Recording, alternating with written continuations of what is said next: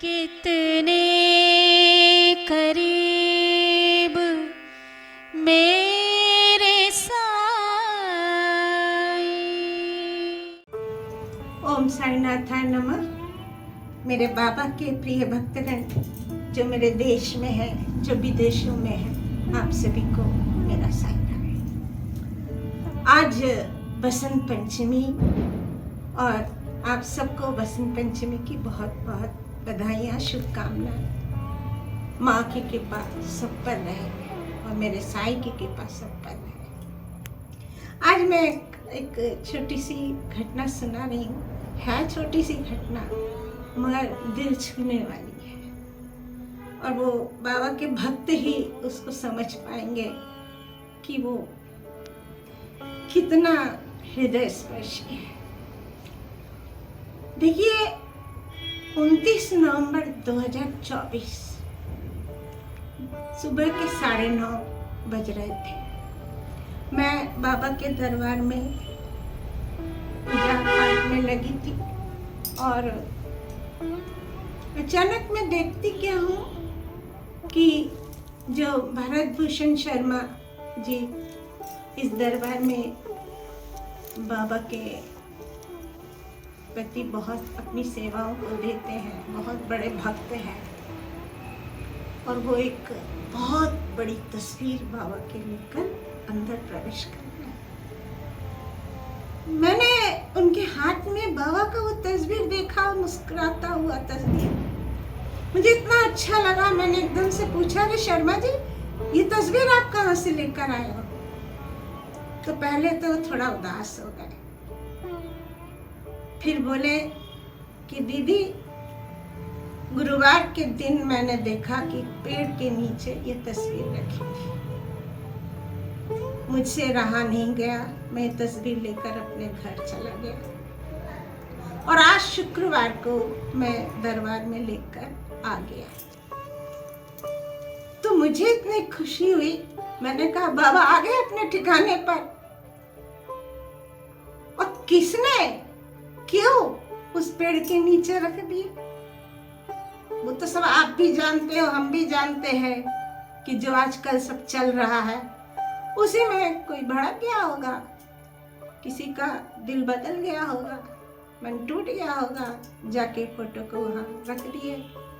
मगर मैं तो जानती हूँ कि बाबा स्वयं निकल आते हैं, ऐसे भक्तों के घर से निकल आते हैं जिनके दुष्कर्म का फल भोगने का समय आ जाता है, उसमें बाबा हस्तक्षेप नहीं करते। हाँ, अगर वो इस पूरी तरह बाबा के शरण में अपने को निछावर कर देते हैं तो उनके जो कर्म उन्होंने बुरे किए होंगे वो भी बाबा माफ करते हैं और रक्षा करते हैं।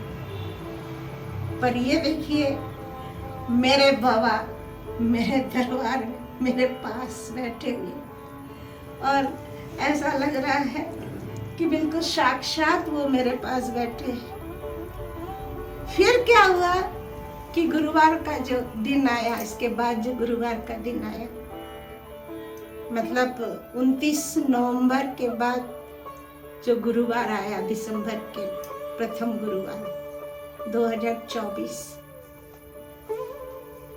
इस दरबार में एक महिला आती है, एकता रॉय। और एकता रॉय आकर बैठी और उस फोटो को देखी, बोले अरे इस तस्वीर को तो मैं कई दिन से पेड़ के नीचे देख रही थी। तो मैंने कहा तुम कई दिन से इस तस्वीर को पेड़ के नीचे देख रही थी, तुम्हें जरा सा भी नहीं लगा इतने कड़ाके की ठंड में बाबा पेड़ के नीचे बैठे हैं? तुमको तो लेके जाना था घर में, तुम कैसे भक्त हो? तो मैं थोड़ी देर में क्या देखती हूँ, उसके आंखों से आंसू बह रहे हैं। मैंने कहा क्या हुआ? बोले मेरे से कितनी बड़ी गलती हो गई, मुझे नहीं मालूम था कि बाबा को घर ले जाना है। हमने कहा अरे तो तुम इतने दुखी क्यों हो रही हो? एक बात समझ लो, तुम्हारे मन में आया नहीं तो इसका मतलब बाबा तुम्हारे यहाँ जाना नहीं चाहते थे। नहीं, मुझे तो बाबा को लेके ही जाना था, पर मेरे से कितनी बड़ी गलती हो गई, मैं बाबा को अपने घर नहीं ले गए। वो उसका पश्चाताप शुरू हो गया। अब गुरुवार की शाम को आरती के समय वो आई, बड़ी खुश थी। देखा उसके हाथ में बाबा की 2 मूर्तियां थी और बड़े हंसते हुए मैंने मुस्कुराते हुए दरबार आई। हमने कहा क्या हुआ? मेरे बाबा ने सुन ली। अब मैं जब उस पेड़ के नीचे से जा रही थी तो मैंने देखा बाबा की 2 मूर्ति रखी है। बाबा ने मुझे माफ कर दिया, बाबा ने मेरी सुन ली। ये मूर्तियां बाबा ने मुझे दी है, वहीं रखी थी, मैं इसको ले आई हूँ दीदी, इसको थोड़ा दरबार में चार्ज करके हमको दे दीजिए। मैंने देखा कितने सरल स्वभाव की भक्त है वो, उसका दिल कितना साफ था।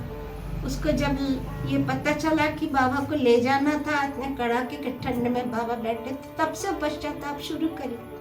और बाबा का भी प्रेम देखिए, बाबा ने उसे 2 मूर्ति फिर कोई रख के गया और वो 2 मूर्ति उसके घर प्रवेश कर गए।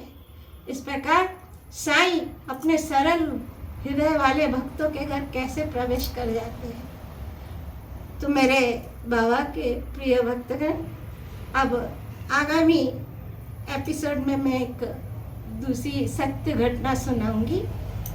ओम साई राम। इस घटना को शेयर कीजिए।